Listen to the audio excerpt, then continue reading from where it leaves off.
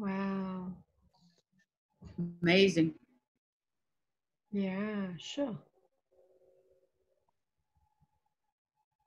Just think on that for a while.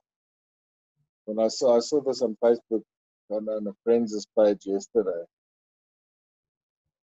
and I just thought, how many times do we find ourselves in this position where we we we're like that old dead tree there that had to make way for something new. Either Wow. ourselves in a position that we fulfilled, or something that we did, and all of a sudden what we're doing has become redundant, and we need to make way for something new, and then we get angry about that. But we don't Mm. see the necessity in the greater scheme of things, that all things have to make way for new things. Um,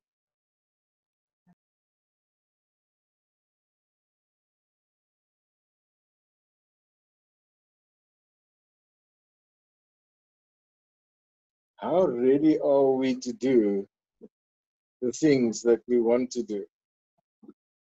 Um, there was questions about projects and stuff. There was scenarios where people got involved in projects and stuff, and the thing seems to fail every time that it gets on its legs and it's going, and then stuff dissipates into thin air, or we sit with broken relationships and things. And um, and the question that came up, or sorry, the thought that came up was that we're not ready. We are not ready for the things that God has sent us to do. And um, the story of Noah and the ark came to me, and I thought a little bit on that. Was building the ark Noah's purpose, or was saving a number of people and a lot of animals actually his purpose? Was building the ark just preparing him to do what he was supposed to do? And I think that if we see it in that context, then we'll understand that some of the things that we've been called to do takes much more preparation than what it actually takes in doing. And if we understand that, then we would know that preparing for our purpose, or preparing for that project that we have on our hearts, preparing for the business that we want to start, is immensely important. You cannot just go and start stuff and think that it's going to work. It will never work. It took Noah somewhere between 55 and 75 years to build the ark, and they only stayed on the ark for 150 days. How's that? I think we would get angry with God if all of a sudden he stops the rain and now we get off the ark, because I mean we've been called to do this. Um, and also it took, I think, something like 14,000 trees to build the ark, an immense operation. And I think we need to understand that when God takes us through a process of preparation, and when he wants us to abide by certain principles, it is not just to frustrate us. It's not just to keep us busy until he's actually ready to take us into our purpose. No, it is for our own sake. And that, this morning, if I can get that across today, then I think I would have achieved what I wanted to do. But let's start with it after the presentation, and then we chat, and then I want to leave things in your hands, and I want to listen to what you guys are feeling and saying. Um, just to,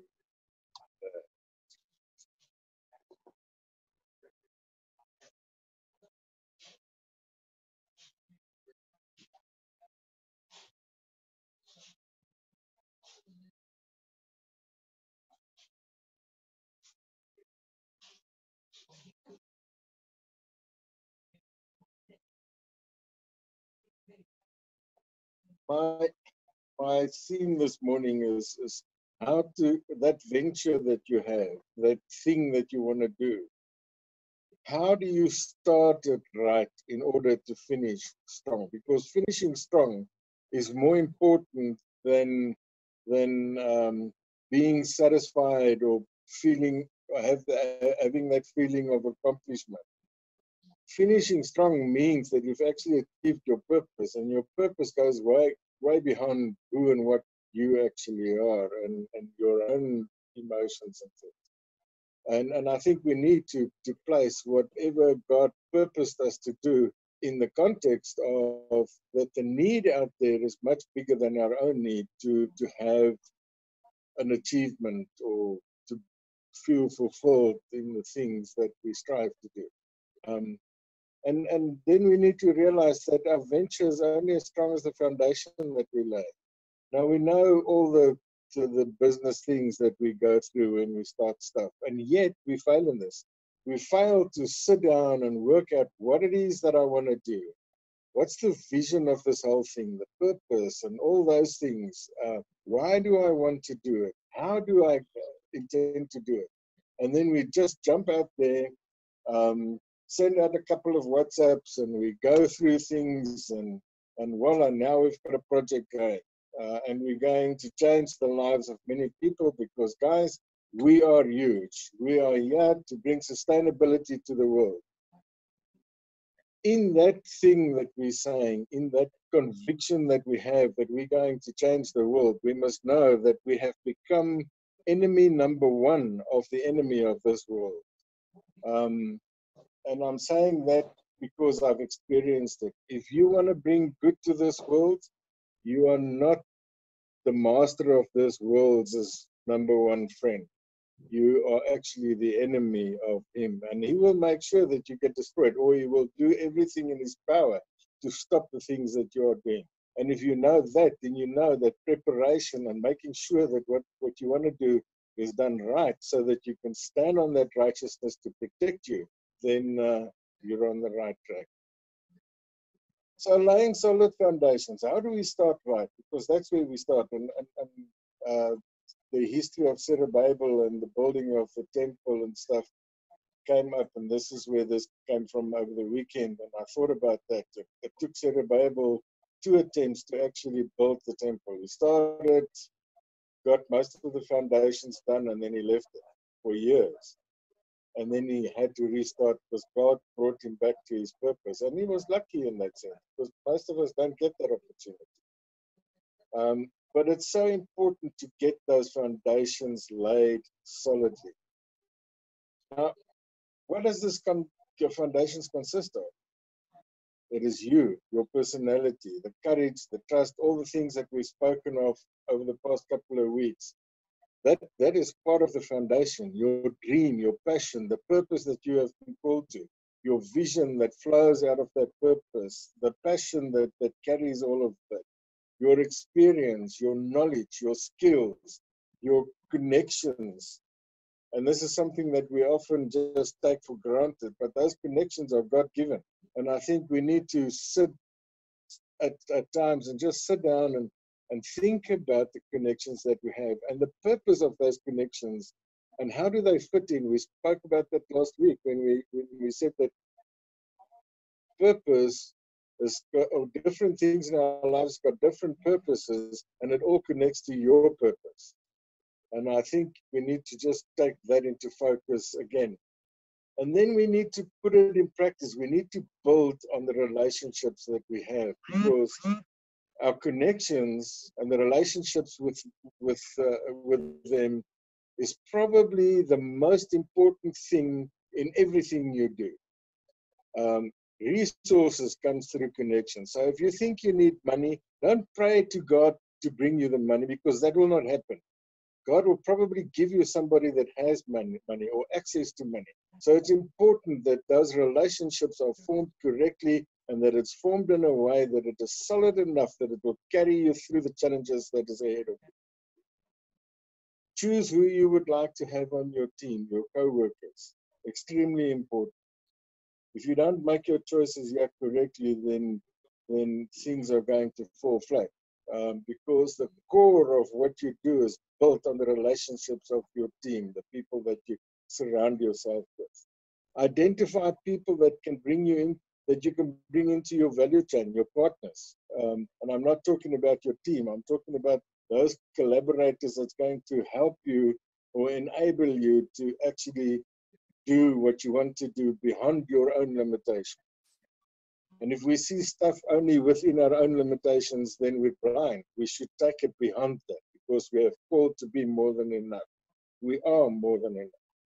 Choose your counsel, your mentors, your coaches. We've spoken about that. Guys, this is extremely important because you need to go to them and you need to be able to trust them and to take their advice and build it. Not listen to them and then turn around and walk away and still do what you want to do. That to me is the most meaningless thing that I've ever seen. You sit down, you share your experience, years of, and I've seen this in the building industry so often, years of experience, and then the guy that actually sought your counsel turns around and he walks away and he still does what he wants to do and it fails, and then he wants to sort of blame you for giving him the wrong advice. But he didn't take your advice. Identify sponsors, people that can help you open doors, promote you, take your project or your venture, whatever it is that you've tackled, into other areas, into the markets out there, introduce it as a solution to the need somewhere that he's got influence over or hers or she's got influence over. Define, explain, and delegate roles and responsibilities. This is extremely important. Relationships fall flat because we don't know what we're supposed to be doing. Our expectations and everything is built on what we've agreed upon. And if there's no agreement in this sense that we have delegated roles and responsibilities, then what is it that we do? We're all going to hang around and just do stuff and make it sound nice and look nice, take a couple of videos and pictures and stuff, post it on social media, and now we've changed the world. Guys, we're misleading ourselves. These are the basic principles that will make our project successful, or it will keep us busy. And that's unfortunate, the sad part about our lives today. Most of us are so fallen into busyness that we don't get to the business of life. Why do relationships fail when it comes to these things? Because most of the ventures that we tackle fail not because we don't have resources. It fails in the relationships. I've gone on to big projects that were in trouble because they were behind program and costing them millions of rands. And every time that I started turning the project around, it was all about the relationships of the team that was working on that side. And we need to realize the importance of this. You cannot afford to show people a way that God has placed in your circle of friends or your circle of connections, your circle of influence. Be careful how you treat the relationships in your life. If relationships are not protected, then it will fail. And with that, your venture will fail. So make everyone know and understand your plan, your vision, what it is that you want to do. If they don't understand that, they may follow you, but they may not walk in the same path as you do because they're not sure where you're going. So make sure they know. Make sure that they know what is expected of them. Make sure that they know what to expect from you. Write it down. Agree on it. Sign it in some form or another. You don't have to have official contracts, but at least get a memorandum of some understanding in place between all the people that you are working with, your team, your sponsors out there, your partners, everybody else that's involved. There must be some sort of an agreement in place to protect the relationship. And that's what it's about. Agreements is to cover risks, and risks is mostly about the relationship. Always put people first. So how will I know that I'm ready? Because this is the thing, you know. So I've been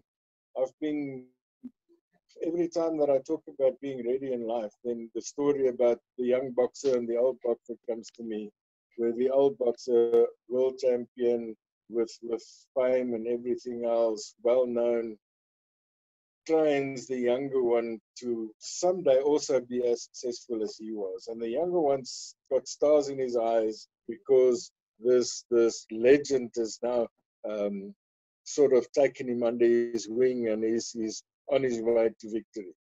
But you know what? That legend will not allow him to get into challenges that he's not ready for. And we need to understand how important it is to be ready for the fight. Otherwise, we're going to be beaten to a pulp.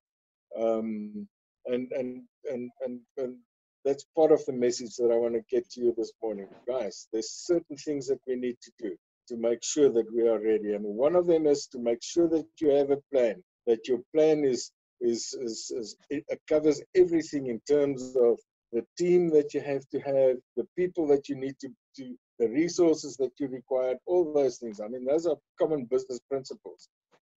And then you need to brood on that plan.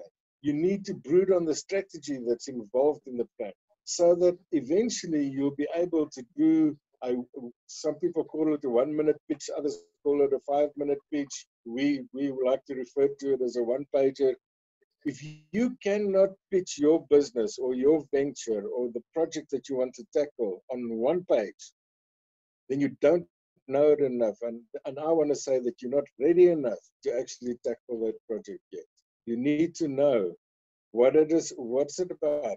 You need to have the name, the vision, the values, the objectives of your venture sewn up. It must be on the tips of your fingers. What you do, or what you will be doing, why you will be doing it, and how you will be doing it, with whom you will be doing it. Name your team.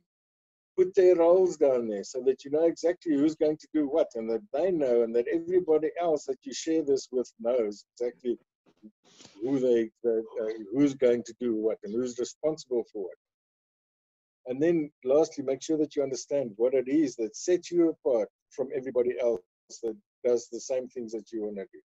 Because believe me, if you think that you've come up with a novel idea, not true, guys. There is no such thing as a new thing today when it comes to businesses or projects. Everybody else is doing it. The only new thing that we can maybe do it is if we have something that sets us apart from the rest. And that's where wisdom comes in. That's where love comes in. That's where mindfulness and all these things come in, because it is those things that will set us apart from the rest of the world. Your strategies, the implementation and development of structure, market, resources, and businesses. You don't have, on a one-pager, you don't have to actually elaborate on those things because they can be fairly complex. But you need to know exactly how are you going to implement this project? How are you going to develop the structure that will, or the vehicle that you will use to run this business or this venture? Is it a company? Is it an MPO? Is it a trust? Is it a cooperative? Whatever it might be, that structure must be developed properly, and not just by somebody that doesn't know exactly where you're going to. You need to understand those structures so that you know how to use those structures. It's no use you buying a car to use to drive you around and you can't even drive the car. So those things need to be understood. It's part of your preparation. It's part of becoming ready so that you know that what you have now you can take to the market. Develop the resources. Have a strategy for that. Develop new business. Have a strategy for that. Growing your business. Growing the offering that you have. What your business or the project may start with one offering only, but it will grow very quickly because you will see other needs. You will see how your offer can actually now fulfill some of the other things, and then your offering will start to grow as well. So those things you need to be ready with. You need to have a strategy when those things come up. How are you going to deal with it? Write it down, share it, get feedback, and then you will know that you're ready. Guys, and I want to say something about this. We've spoken about it quite a few times, about sharing the ideas that we have. We had a whole discussion on it a couple of weeks ago. Sharing my programs, my project, the ideas that I have for the world. I don't know how to put it because I've already said so much on it. But we cannot take ownership of ideas that God has given us. Because those ideas, those programs, is not for your benefit. It's for the benefit of other people. The way in which your life touches other people will bring fulfilling, will bring all the blessings and all of the provision and whatever it is that you need to your own life. But it is not about you. It is about the other people that you are going to touch. If we as you say that we want to bring sustainability to this world, then it's about the world. It's not about you. It is not about who we are and what we do. Yes, it is. But it's got nothing to do with what we get out of it. But it's got everything to do about how we touch the lives of the people that we interact with, the communities that we go to. And I don't think we are ready to do that yet. And this is why we've gone through this process. And I thank God for lockdown, because lockdown has given us a time to settle in ourselves, to settle in some of the things that we had to prepare. And we've gone through a physical preparedness, making sure that our structures are ready, making sure that our policies and procedures are ready. It's still growing and there's still things that we need to do, but we're ready. But also we needed to make sure that we as persons, individuals, are prepared emotionally, spiritually, and physically for the task that lies ahead. And that is why we've gone through the future proof or the future fit process, to make sure that we understand that there's challenges that lies ahead, and we need to be prepared for those challenges. And I think we're just about there. I don't think there's a lot more that needs to be done. But I can tell you now that there's still some work for many of our members to actually get them ready for what it is that they want to do. Now, I want to encourage you to discover the power of mapping your mind. I do that regularly. I use a program called Mind Map, but I also use, like you can see this picture on the screen, sketches and stuff and notes. And I usually make notes, list them, all the ideas that I have, list them, make sure that I see what it is that I plan and do regularly. Now, I'm busy with many things at the same time. And all those things, you come into my office, some of you has been here in the past, you will know that there's notes lying all over the place. And that's my way of mapping my mind. And I want to encourage you guys to actually sit down, write down the things that you think of, the ideas that you want to work on, how are you going to do it, this project that, and maybe you've even started with your project. I can tell you now, most of the projects that I've been watching growing over the past, there's work to be done. And I'm not saying that you should stop the project, but I'm saying is go and sit down, think about these things, make sure that all the little I's and the little T's and all those things are dotted and crossed and all those things. Very important. What you ponder on shapes what you believe, and what you believe shapes what you become. That's why mind mapping is so immensely important. Now, we can check. I think we've got, I want to, well, let me stop the share. I can do this while. Can I come in just for a second? Pardon? You want to go back? Can I come in just for a second? Yes, you can. Sure. Yeah. No, I really appreciate what you're talking about, Sir Steve Pizza. You're absolutely right. As a matter of fact, we were in huge meeting around February before the lockdown, and there was, just wanting to emphasize what you're saying, just to add on what you're saying. There was this guy who came with the wife, and the guy is from outside the country, and the woman is from South Africa. And they had a church, they say about 500 people. And all of a sudden the members come against him, and they hijacked the church. They chased him out, and they took over the church. And it just tells, and the church is not even doing well now. It's messed up because he's no longer there as the one that was a leader. I'm just saying that really emphasizing on what you're saying, that it has to be clear, it has to be written down the vision, objectives, mission statements, and all of that. Yeah. It's just adding to what you are saying right there. I mean, that when there's no clarity as to what's this thing all about and how to go about doing it, and the partners and everything that you're saying, how messed up something can be if it's not cleared, like you're saying. Thank you. Yeah, I think we waste so much time on things that we believe has been taken from us unjustly, like Sylvester just mentioned.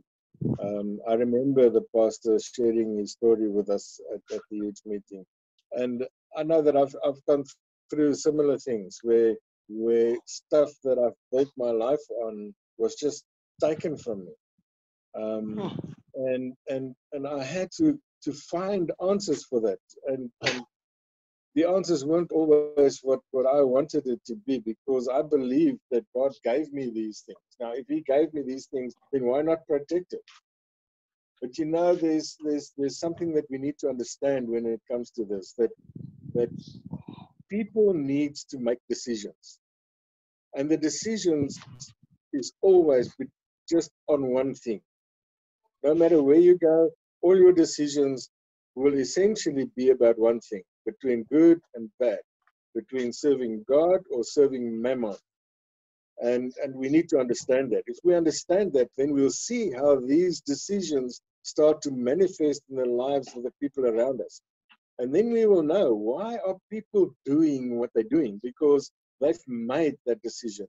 And mostly when it's negative, you'll understand that they've made the decision to serve Mammon or to do the work of the enemy and serving their own selfish agendas. If it is really about the project and the purpose of the project, or the church, if you want to go back to the church and the purpose of that church, then that people would never have made that decision. They would have known that they're doing the wrong thing, but they did it for their own selfish agendas. And that we must expect. It will happen.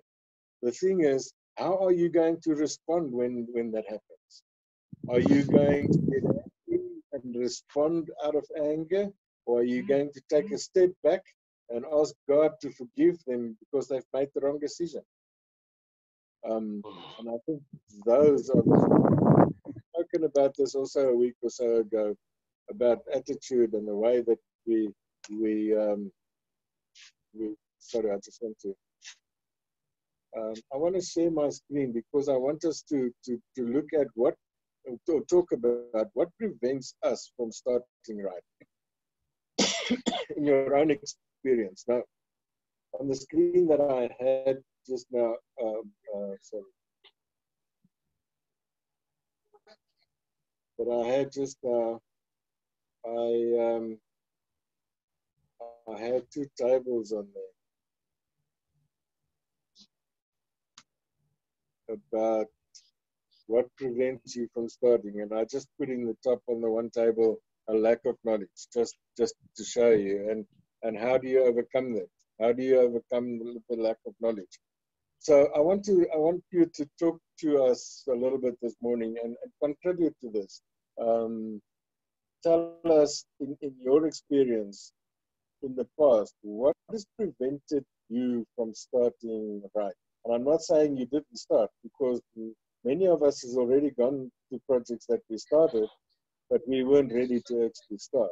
And then we didn't start right and the project failed. So let's chat about that a little this morning.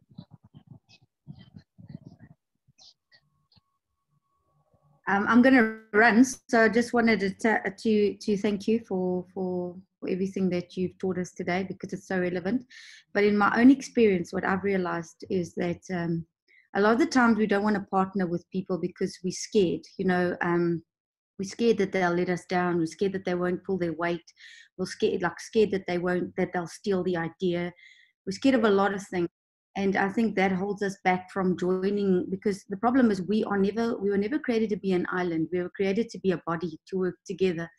Unfortunately, because like you say, people have selfish ambitions and they can take something, start off very well, but as soon as money gets involved in stuff, then they can get corrupt in their hearts about why it started, or what your role is to play. And I think that in my own experience, that was the key, is that sometimes you find yourself doing all the work while other people take a back seat, and then think, I got in this and I'm just going to chillax now.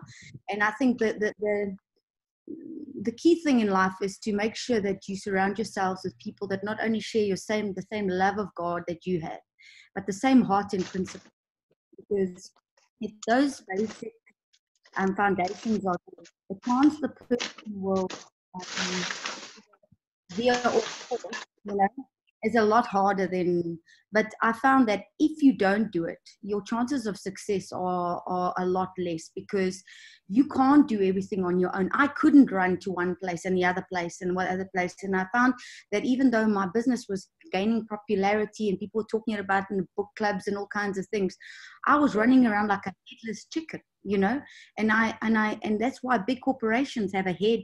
They have people who will do the accounting. I didn't end up doing a lot of my business side because I was just interested in the creative, and it was like, and that is the whole thing. If things are going to succeed, we have to see that everybody who is brought into the project is got a specific role. They know what their role is, and that they're committed to that role in honesty.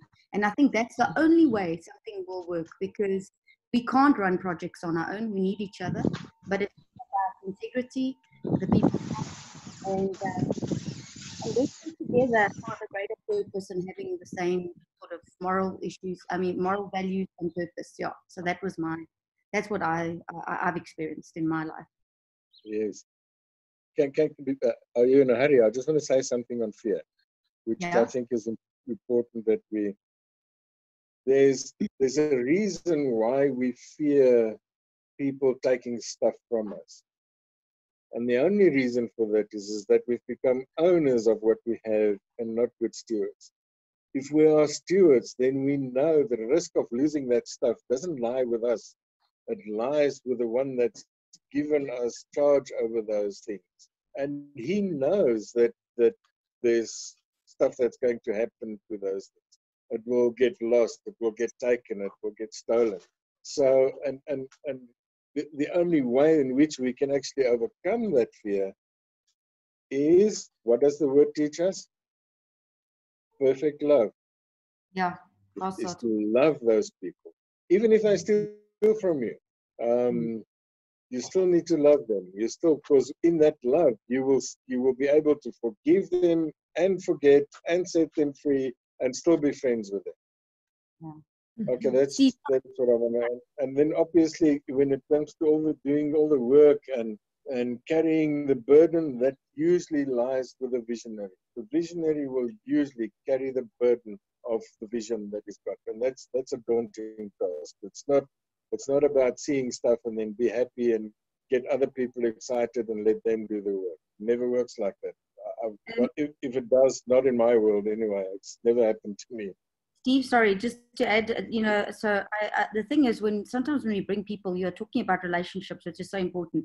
The thing is, we love people, and sadly, sometimes when we bring them into these situations, it does put pressure on the relationship, because in a nice way, you've got to tell people, listen, you need to be pulling your weight too, kind of thing. And if they feel like they can't, they want to, and I think that is the whole thing. There's a whole dynamic in everything. But what's interesting about what you said, and that's exactly the lesson I've learned, that we have to do this with other people. There is nothing that runs any business in the whole world operates out of people doing things on their own. We have to, and that exactly comes to the point where we do have to trust, we do have to give over, we do have to let people in, we have to do all those things. But I believe when we do those things, we also have to make sure that we're equally yoked, that equally yoked is very important in my view. Whoever you're getting into business with, it's like a relationship. It's going to be easier for you if you are equally yoked to somebody that shares the same vision, has the same morals. And I think that's very important before we get into any situation with anyone, to make sure that those people are have the same vision and heart. Okay, thanks, Vila. I just want to make because that equally yoke thing, we need to talk about that at some stage, because people don't really understand what that means. But we'll get to that. I see Lisa has had her hand up for some time.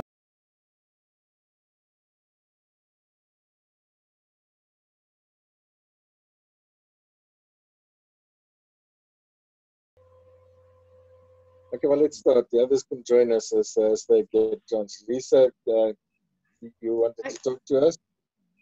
Yes, I think what you're sharing really ties in with purpose, because an allegory that I like to see is like a chessboard. Because if you have your position on the chessboard, you know exactly who you are, therefore you know where to move and when to move. And I think part of the overlapping and the clashing happens when you're a bishop and you suddenly want to be a pawn, or you're a knight and you want to be a castle, you know. And so that's the analogy I always take with me. And I think since I've started my new company with 3 business partners that are very serious in knowing exactly our lane, and the difference is extraordinary because we know our strengths and we also know when not to touch each other's strengths. So we've got very different gifting, but every lane we totally respect. We're like, you're in your lane. When I need help, I'm going to call on you, but I'm not going to, you know, overstep my boundary. And it's amazing the difference when you're able to work in a team like that. Yes. But that's what I'm saying. It's so important that we have our team structured in a way that they actually know what each of them, their roles and responsibility, what it is that they need to do. If that is not there, then the team will fail. Because that's when the king or the pawn becomes the king and the other one becomes this and whatever. Exactly. We cannot afford that to happen. And it's not about position, it's about function. Exactly. Doing what you do best. And I think that is where many of us are actually missing the boat. We don't see the function that we need to fulfill. We see the position that we need to fulfill. And unfortunately, some positions are in this world crowned with more glory than others. And that's actually where we are so wrong. Because it is not about being seen. It's about what is it that you actually do successfully. I think we can talk on these things for days. Guys, anybody else that want to chat to us about what is it that prevents or prevented you in the past from starting whatever it is that you did start incorrectly, starting it wrong, not starting it right? We've spoken about fear and people doing what they're not supposed to be doing or becoming what they're not supposed to be becoming. We spoke about being unequally yoked, lack of knowledge. I'm sure we can add to that a lack of resources and many other things. So let's listen. Lerato, I see your hand is up. Thank you.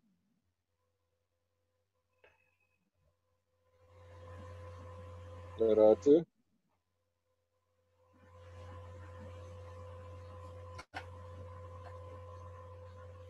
For some reason, is there anybody else that want to take the floor in the meanwhile while we wait for Lerato?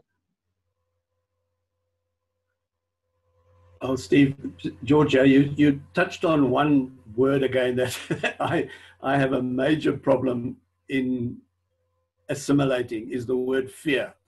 You know, I think you said fear, and there was something else that you had on your board. I was going to add, the lack of fear can also show a lack of faith. And I don't want to be negative about it. So I'd rather be positive and say, with faith, there we are. Lack of fear. Yeah, you said fear, and then you said overcome the lack, and then love. Oh, love overcomes fear. That's what you said. Yes. I agree with you 100% on the love, but I also agree with you that fear is also because we just have a lack of faith sometimes in ourselves as well as in the Creator. And, you know, so I think it gets back to being positive, you know, really having a positive attitude and rather than a negative attitude. To me, fear, I try and put all negativity out of my life whatsoever if I can, you know. Yeah, no, I'm totally with you on that, George. The thing is fear, and it's rightly so. It illustrates a lack of faith. Yeah. And we know that the word teaches us that faith comes by hearing, and hearing by the word of God. So it is about truth. If our faith, what we believe in, is not vested or anchored or built on truth, then fear will overcome us. And I think that is part of what we need to prepare ourselves with, is the truth. And this is why being prepared is so immensely important. We need to make sure that we are confident. Confidence flows from faith.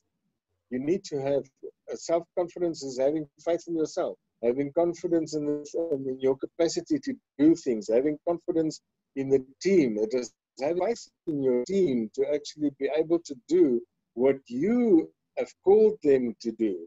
The reason why you brought them to the table. So that's extremely important.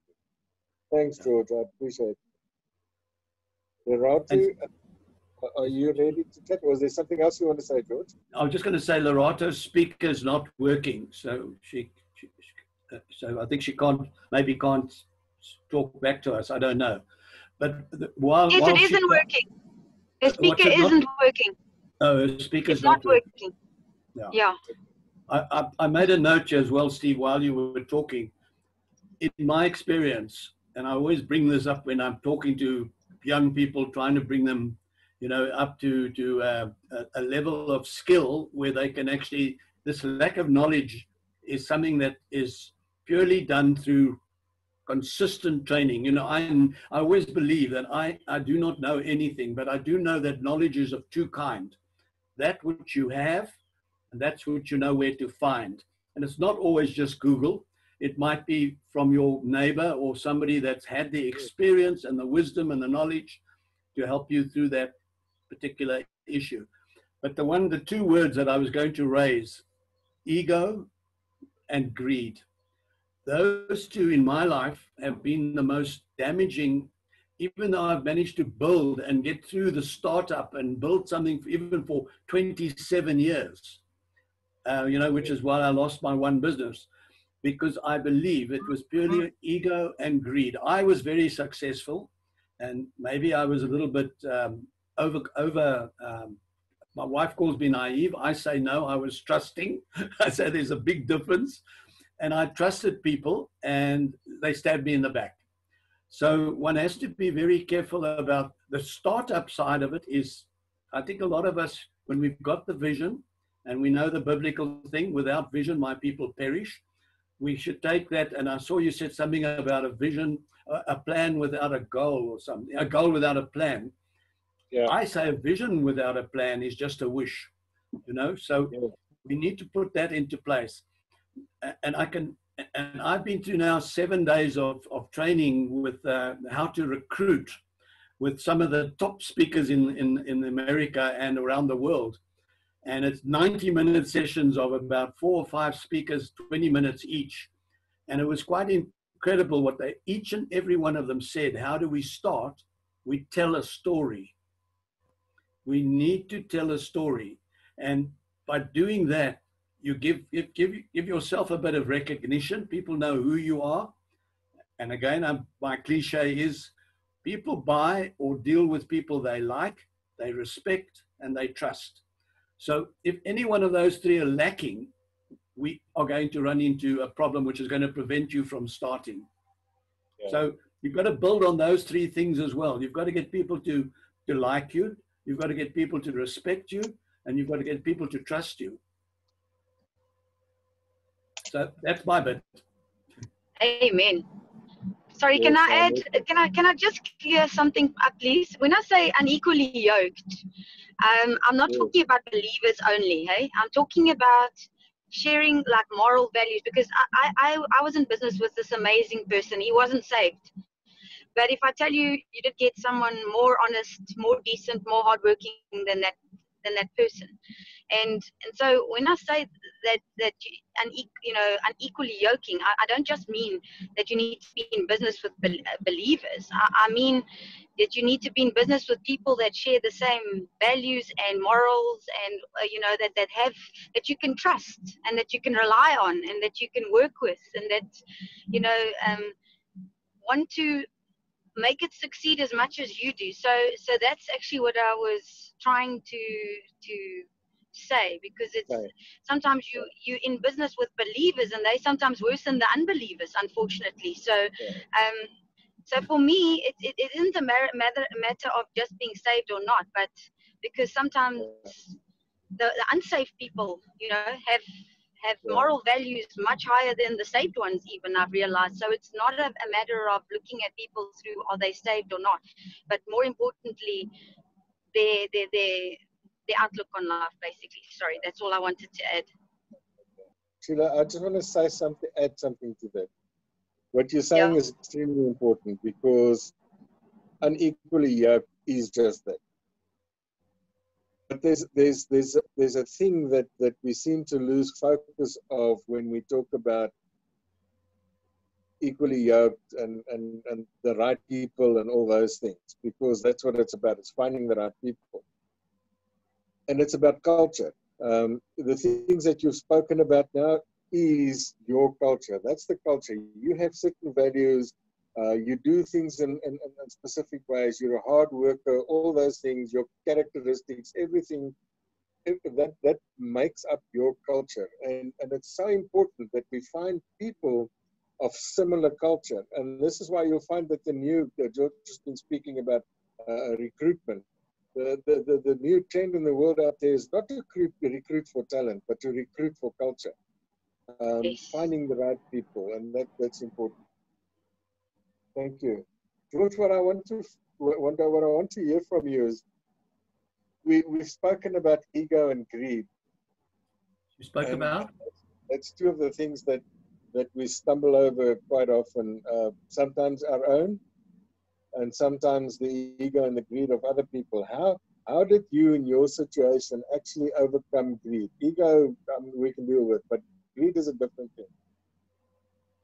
Well, Steve, if I go back to what I said, tell a story, and I believe, and I honestly, sincerely, and really believe this sincerely, that even though I was successful in my businesses, we were able to list the company.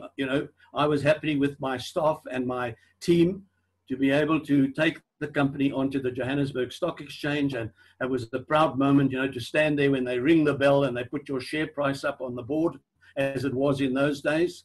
It's all electronic today. I believe that I was taught a lesson, because the vision that I had, if I tell the story, the WWFDP, the World's Waste Will Feed the Poor, was I just put that as something that was, not important. It was more important for me to concentrate on the business. So I think the idea was, that the creator said to me, well, actually, I'll show you what it's like to be poor, because I didn't understand what it was like to be poor, because, my family, we were quite wealthy in our own right. My dad had always cars, and we owned a hotel, and we had went to good schools and good education and all of the rest of it. But my view was that I was being shown a lesson. I was taken right down to where I often say to people, I've actually looked into the abyss, and I don't want to go there. Believe me, that's a place no one wants to go. So what I did was then my faith. And I actually had to prove it to myself that I had the faith. And I think from that day onwards, I have actually started to improve. I mean, this week again, if I tell you that a guy has given me all his legal textbooks, because I told him I'm in the World's Waste Will Feed the Poor. He said, somebody will probably need this. I spent about 8,000 to 10,000 Rand on my textbooks. Come and collect them. I've shown you what he's given me, an Apple iPhone, and now he's given me earphones and all the, I mean, the guy's been so generous. And, but what I'm saying to you is, I believe it comes from prayer. You know, I ask God every day, not for what I want, but what do I need? And that's the difference in prayer. People ask for what they want. Give me R1 million. Hell, that would be a fantastic God if just R1 million appeared in your bank account. But it's not like that. I think you're being tested with your faith as well as your skills, because the lack of knowledge comes from also a lack of skills. That's why if you go back to my vision, it wasn't just feeding the poor. It's about teaching them skills to feed themselves, then basically to create a job for them from that skill, then to take those jobs and create a business for them, but train them and mentor them and sponsor them to being sustainable and profitable into the future, so that you now get them out of this. And yesterday, Lerato and I had a bit of a discussion about that. You know, how there's a story going around, as you know, that people try to start something in Soweto to save families 55 Rand a month just on their basic foodstuffs. And they raised 2 million Rand from Nedbank. Nedbank put a donation in, and it failed because basically the greed and the ego. As soon as somebody in the group heard of 2 million Rand and they wanted to be better than anyone else, my business failed because one of our guys wanted to be better than all the rest of us. We used to be 5 directors on an equal par, equal salary, equally working as hard, starting at 6 in the morning, working sometimes 10, 11 o'clock at night, you know, to make the business successful. And one man decided that he has to be now the head, the leader. He has to get more money. And it's funny how that crack just got wider and wider and wider. And then he appointed his own people around him that he felt would support him. And that whole company went under. So there's lessons to be learned from the stories that we tell. And that's what I say to you people. You've touched on many of the issues that I've put into the book, the P's of and C's of business, life, marketing, and sales. You know, and I made a note of them, some of them here, when I said to you talked about leadership. One of the things was, how do you stop people, you know, or get people on your side? A lot of it, what we don't realize, we actually have to learn to delegate.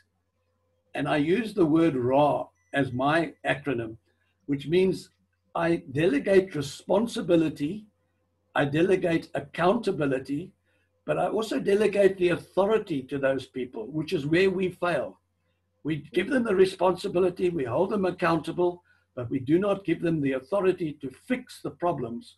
And there's people who used to come and walk into my office and say, this is a problem. And I say, well, what is the solution? Don't come to me for the solution. You tell me what the solution is. Yeah. And the last R is reward. If people are giving you good, taking responsibility, taking accountability, fixing the problems with the authority, then you reward them. And that's what makes a successful business. Amen. Amen. Amen. George, if I can add to what you said, because now you've touched on exactly where my heart is in this whole thing. Even with Lerato, we've had deep conversations about that too. Also, it's like, you know, what we do has to be sustainable. Like you said, we teach people. We don't just give them stuff. We teach them, you know, how to be responsible, how to make money for themselves, and then to carry on by themselves, because that's how sustainability is created. And if I can just add this, we went to a cleanup this Saturday, and, you know, it was mentioned by the ladies that work with the kids that one of the balls went missing, and there again I said to Lerato, you see, there's the problem. And then Mark told us the bins get stolen, and now we think, okay, well, we want to get bins, we want to get balls, we want to get all this, but people are stealing them. And it's the human condition that we have to work on, because, you know, if a heart is flawed, you know, if hearts are flawed and they're taking things that would benefit everybody, you know, because they're selfish and want to take it for themselves, exactly like you said in a business scenario where one person, and that's the thing, one bad piece of fruit in the bunch will spoil the whole fruit bowl if we are not careful, you know. And that's why it's so important. Relationships, they're so important, and people's intentions and their heart, and if we can't fix the core of a person's, we can't fix it, obviously God can only do it, but that's why it's so important to start with the inside before we even address the outside issues. Absolutely, Sheila. The other word that I was going to bring up, Steve, was communication. You know, we are communicating now, and I still say you're doing a fantastic job. You know, you're bringing us to the point where we're starting to think, and obviously we are acting. Some of us are behind the scenes, and almost our little team now has become Lerato, and Lisa's involved, and I'm involved, and there's Paul, and there's Portia, and, you know, in Alex and so on. So we're getting there slowly but surely. But the problem that we're going to run into, which is what I warned Lerato, that Soweto project could have saved every family, and there's millions, I don't know how many million people there, by buying food wholesale, making it up into the parcel that they would get into a taxi and drive to Pick n Pay and buy retail. We moved that into, it was going to be moved into Soweto, and a parcel of basic foodstuffs, you know, your mealie meal, your eggs, your bacon, whatever they bought, would be put into a packet, and it would save them 55 Rand each family every month. And to a poor family, that's a lot of money. And yet one person who started wanting to do illegal diamond dealing, and you won't believe what went on there, that whole thing fell apart. So I also take what Lerato says. We need, I call it structure, but she was calling it protocol. And protocol means access to information, and then also order. In other words, there must be some form of order. Now, if Mark will obviously give us the answer to the balls being stolen, because I believe there's more than one. I think they had 3, didn't they? Yes, I gave them, so far there's been 3, yes. So I spoke to the lady on Wednesday, because I finally met the team. And you know what really got to me, because this was the whole thing was what I've been telling Mark and everybody, that it's wonderful that we're helping people, and that's important. But if we don't deal with the condition, you know, then there's a problem. Because for me, you know, everybody's hearts in giving and going and whatever, and I'm 100% with that. That's why I donated the balls and the posts. That's my heart. But we can't just keep giving people things, like you said. We have to teach them. You know, we have to get them to a point where they realize the responsibility they have as humans to do what's right and to live right and to take responsibility for their lives. And I think that's where evangelism, and that's where my heart's at. Is you know, I spoke to Anthony, and Anthony's got something that he's working on there. And yeah, I want to give, and we do want to give. But sure, if we are throwing things that people are just going to take and, you know, not care about everybody else, that to me is the key. It's people's hearts. To me, I've realized over and over again that people's hearts, you know, are the problem. And just to tie in with that, can I just share something? Like when I watched the transformational videos in Colombia and all those videos, do you know that hearts were so changed that they closed the bars, they closed the jails, because people didn't need to go there anymore. So I agree with Sheila. So the crux of this is prayer and worship, honestly, because it's only God that's going to bring revival to change a heart. And then we have to be ready to mentor people, because once their hearts are changed, we're going to have to show them the nitty-gritty of living a whole new life. Because if you've only grown up around one thing, if you've only experienced one thing, you don't know anything else until others come and walk a path with you. And so we have to mentor and train those that are going to walk with those, you know. My young friend from Westbury, Greg's, the guys met him just before lockdown. And I didn't know. I was taking him in youth camps, and he was still doing drugs on the side. I was like, Greg's, you're still doing drugs? He's like, yeah, Lisa, you know. But now he said, Lisa, I'm ready to go and serve and help. And so the difficult thing is, Sheila, we have to be willing to take the time to walk with people, because yes, hearts are going to change, and yes, God's going to do miraculously. but we have to get discipleship structures in place. Amen. Amen. Instant. But you know, Lisa, but that's why what Anthony's doing is so exciting. You know, I didn't realize, but there's a program that's 25 years old, because I was asking the Lord, how do I tackle this? And amazingly, God brought, I mean, I never knew Anthony. I met him only on Saturday. And I tell you, he said there's already structures. He sent me already the literature. So these are training things that we go on that have already existed for 25 years on how to disciple, you know, people, and how to go into places and change people's hearts, you know. So we can't do it, but through God and a program, hopefully touch and change lives. I agree with you 100%. Okay. Well, yes, Steve, also the other thing about hanging on to something, and you said, you know, you've got to, I always I call it, I told her after this, I call it the God's economy. Give and you shall receive. Now, if we ran a business like that, we'd all go bankrupt. You know what I mean? We're hoping to receive, we just keep giving. So, but that's the way we have to have faith, that give and we will receive. And I've worked on that principles all my life. So it was really quite a shock to me when he said to me, well, fine, you want to know what it's like to be poor? I'll show you.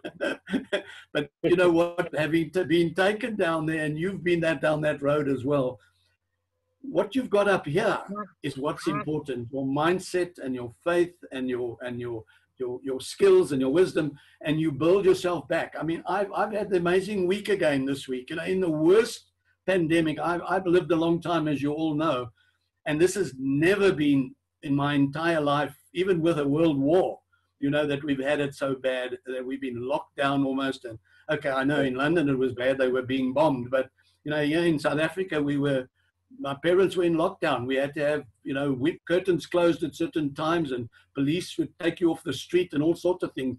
They went through a very tough time in the early years, you know, the 1939 to 1945. So all I'm saying is we just have to work together. And communication is the glue that will hold any relationship, whether it's business or this, Steve. And that's why I say you're doing a wonderful job, but we need to get this message out further. Each one of us should try and invite one more person to come aboard to hear what you're saying. And I also like the discussion part. And I think that's where I've said to you, we don't need to talk too much. We need to discuss amongst ourselves. I'd like to hear what Sanetta's got to say. I'd like to hear more what Sylvester's got to say. Who's SC's phone? Who's that? That's It's mine. Oh, No, so it's yours. Sheila. Okay, I'm with you. So, and Loretta, she's been very quiet, and Bev is very quiet. I'd love to hear them, you know. And Bev, my condolences. I did send you a little message on that. You know, it's quite a shock because my niece was married to Gary Roberts, and he died very young as well from a heart attack in PE. He was an accountant. Okay, anybody else? I see Lisa, is your hand up again or still up from last? No, that was just the last time. Thanks. Okay. Sylvester, you want to share anything with us? And I haven't been around.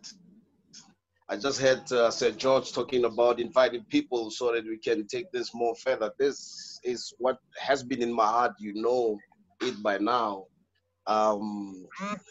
So much that we can do, guys, to really increase this and take it further and just more impact. I believe that there's lecturing inside of you, the Steve, there is teaching abilities inside of you because of experiences that you've been with the churches, with the businesses, with the project, so much that you have to give.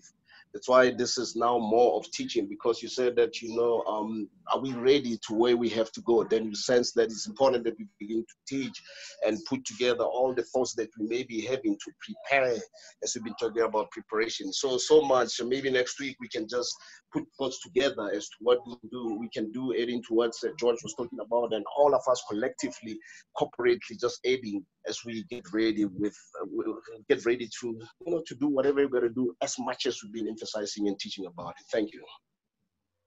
Thanks. Well done. I'll tell you, our second session is also running out of time. Yeah. We've got 9 minutes left. This has been a long session, but I love it. Anybody else that want to share something with us before we close off? Steve, can I say something? Yes, sure. Morning. Morning, guys. I've been listening sort of morning, guys. I've been listening sort of off and on. And one of the things that I have found is a fundamental mistake we all make, be it business, MPO, anyway. It is something that we do even in relationships. And that is why we land in deep water. You will get something which we call a warning sign, your gut feeling about someone or something. But we, because we always want to see the good in everybody, will ignore the gut feeling. What is your warning sign? That is your sign, hey, listen, check this out. We do that because we always want to envelop or embrace or encompass everything. When you get a gut. Oh, Bev, you've gone off. Gut feeling. Sorry, you gut feeling. She's back. Sorry, can you hear me then? I'm back. I said that you need to take cognizance of that gut feeling. That gut feeling is not there just by accident. Amen, amen. As a warning sign. Call it your intuition, call it your Ruach HaKodesh, call it whatever you want. We ignore the gut feelings. Even in a relationship, you know what? I like what I see. But I will not go with the gut feeling that, hey, he could be a player. I'm just using that as an example. We go down that road because it looks good. Guys, do not ignore it. If you're praying about something, heed the warning signs. Amen. That's my contribution today. And Steve, well done. I will be doing my one page for Thursday. So, all right. Thanks, Bev. Gut feel, we must understand that gut feel is not just something that's there. It's not the butterflies in your stomach or whatever it is. It's a God-given gift to discern. And we need to exercise that. We need to use it. If we don't use it, we'll lose. Well, I think, Steve, it's also called woman's intuition. I have learned to listen, and I don't always do that, listen to my wife's intuition. Had I listened to her, I would have been a lot more successful, believe me. You know the saying. Amen, George. There's the wisdom. Listen to your wife. She's got that gut feeling. Bev, you know what they say? Behind every successful man is a surprised woman. Well done, George. Well done, George. Okay, guys. Thank you. Yes, Steve, have a I good was just day. thinking maybe if you could actually close us off in prayer, because that would be awesome. Okay, let's do that. Okay. Father, it is with joy in our hearts that we just come quietly before your throne and enjoy the moment, enjoy your presence, Lord, knowing that you are forever with us and that you share these moments of learning and the moments of joy that comes with it, the camaraderie that is forming amongst us. Father, I can only ask this morning, and it's my earnest prayer, that as you strengthen us from deep within through your Spirit, Lord, as you root us deeper in your love, Father, that you would also strengthen our relationships. The challenges that we're out there to face, Father, it is challenges that is mostly challenging our relationships. And I ask, Lord, as each and every one sit here before you today, that you would calm them down in their emotions and that you would give them that ability to govern their emotions in a way that it would reflect love and not anything else. that forgiveness would flow freely, and that a setting free would come, Lord, so that we can serve you. We find it difficult to always serve you if we have to listen to all these other voices that comes into our heads and our hearts and things, Lord. But your peace will quiet it down so that we can listen and know and serve effectively. Amen. I ask, Father, that you would bless each and every one that is present here this morning. Bless the work of their hands. Bless the fruit of their minds, Lord. Bless their storerooms, the seed that they have sown. Bless the land in which it was sown, Lord, so that it may be fruitful and that your kingdom may come through it, Lord, and that your will be established not only in us but also through us, Father, and that everybody will see and know that you are God. Amen. Thank you. Amen. Amen. Lovely. Amen. Yeah. Thank you, Steve. Amen. Thanks, Steve. Thank you, Steve. Have a good day, guys. You Love See too. you all. all. Bye. Bye. Bye. Bye. Bye. Bye. Bye. Bye.